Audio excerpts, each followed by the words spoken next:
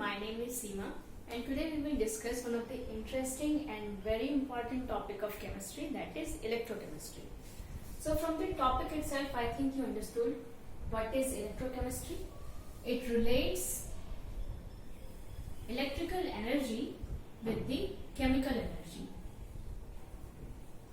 Chemical energy is related with the electrical energy.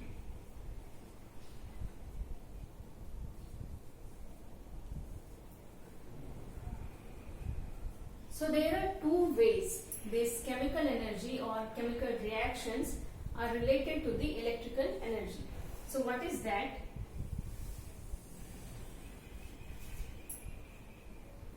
When we use any spontaneous redox reaction to generate electricity, okay? The spontaneous redox reaction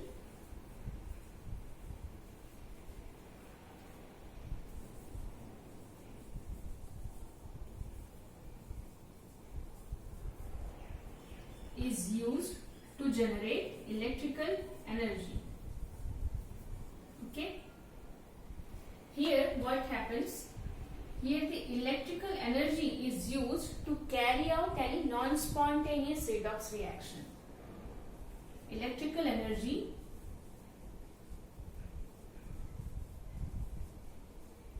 is used to carry out non-spontaneous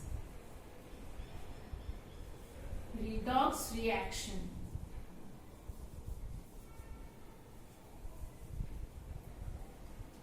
Here, this conversion of chemical energy into electrical energy and electrical energy into chemical energy is carried out in special cells. We call these cells as electrochemical cell,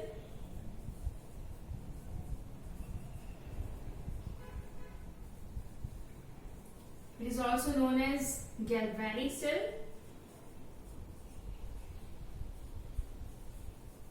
or voltaic cell. Here this conversion can be carried out in electrolytic cell.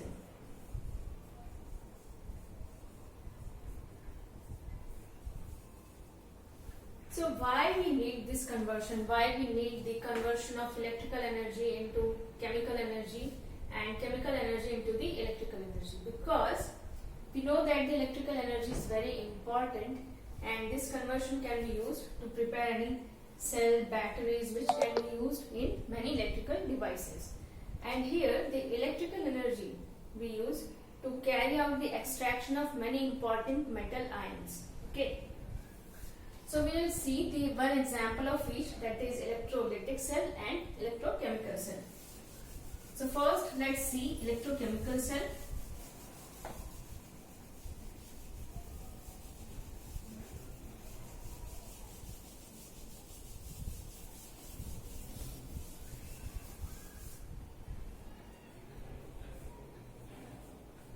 Electrochemical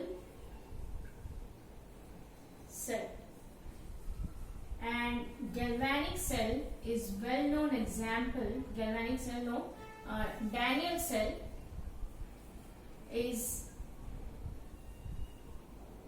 well known example of electrochemical cell. So here we will take two containers.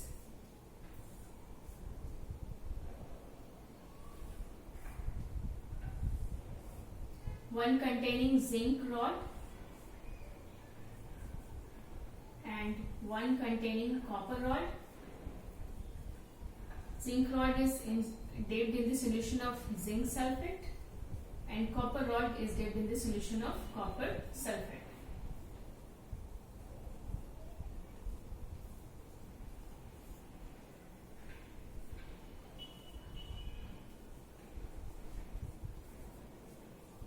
These are the aqueous solution of zinc sulfate and copper sulfate. We can connect these electrodes by using ammeter and key. Ammeter is used to measure the deflection or measure the current. So here we can connect the electrode by using the wire, and the solutions can be connected by using the glass tube of U shape. It is known as salt bridge, and it contains saturated solution of KCl or KNO3. What is the role of salt bridge? It maintains electrical neutrality in the inner circuit of the Daniell cell, KCl or KNO3. So here it is connected. The electrodes are connected by wire and the electrolyte solutions are connected by the salt bridge. When we insert key in this outer circuit, we observe there is decrease in weight of zinc rod. There is increase in concentration of zinc 2 plus. There is increase in weight of copper rod, and there is decrease in concentration of copper 2 plus ions. So we will explain why we observe these things. So there is decrease in concentration of zinc rod. Why? Because the zinc rod will release 2 electron and will come out as zinc 2 plus ion. So oxidation taking place at zinc rod. So zinc is coming out as zinc 2 plus, and the electrons will be moving from the wire, and these electrons will be accepted by the copper ions in the solution. So copper 2 plus will take this 2 electron and will get deposited on the copper rod. So it is reduction. There is gain of electrons, so it is reduction. There is loss of electrons, so it's oxidation. So the electrode where the oxidation takes place is known as anode, and the electrode where the reduction takes place is known as cathode. So always remember, oxidation takes place at anode and reduction takes place at cathode in electrochemical cell. So the electrons are moving from anode to cathode, and the current will flow from cathode to anode, and we can measure it by using the ammeter. So this is how this conversion takes place. This redox reaction of oxidation reduction can be used to generate the electricity. This was the example of Daniell cell or the electrochemical cell. Next we will see one example of electrolytic cell, where the electrical energy will be used to carry out the non-spontaneous redox reaction.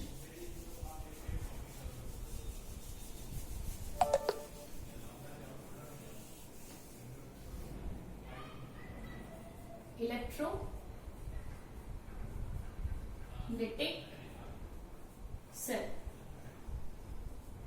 From the name itself, we can guess that electrolysis will be carried out in this cell, and we will see the example of electrolysis of water.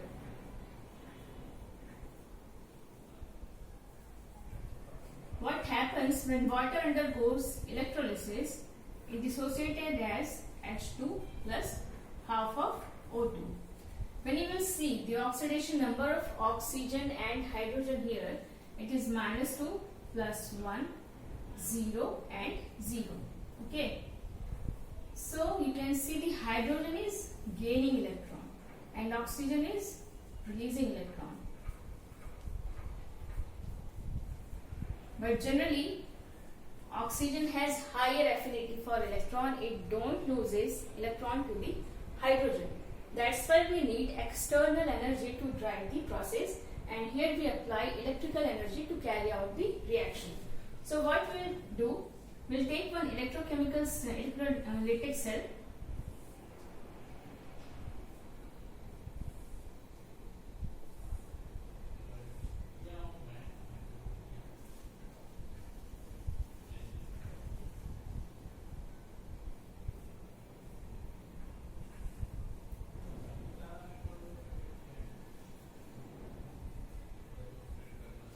can put water in this.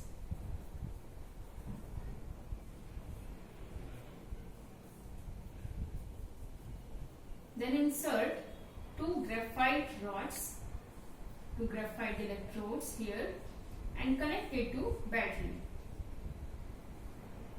Okay. Here we have taken water in electrolytic cell and we have to add some drops of H2SO4 so that water can dissociate as OH minus and H plus. H2O will be dissociated as OH minus plus H plus. We can add alkali also instead of acid. So what happens at anode? We have seen that oxidation take place at anode. So here OH minus ions will release electron and the oxidation take place. This OH will combine to give 2 moles of water and oxygen will be released.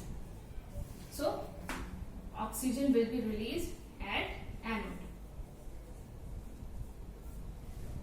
At cathode, these H plus ions will take 2 electron to give H2 and hydrogen will be released at cathode. Okay. When we measure the volume of this hydrogen and oxygen, it was found to be in the ratio of 2:1, which corresponds to formula of water as H2O. So in this way, the electrical energy is used for the electrolysis of water. Okay. So this is how we connect electrical energy and chemical energy for electrochemical and in electrochemical conversion or electrolysis of many chemicals or molecules. So this is about the introduction of electrochemistry, how the electrical energy and chemical energy are related to each other. Thank you.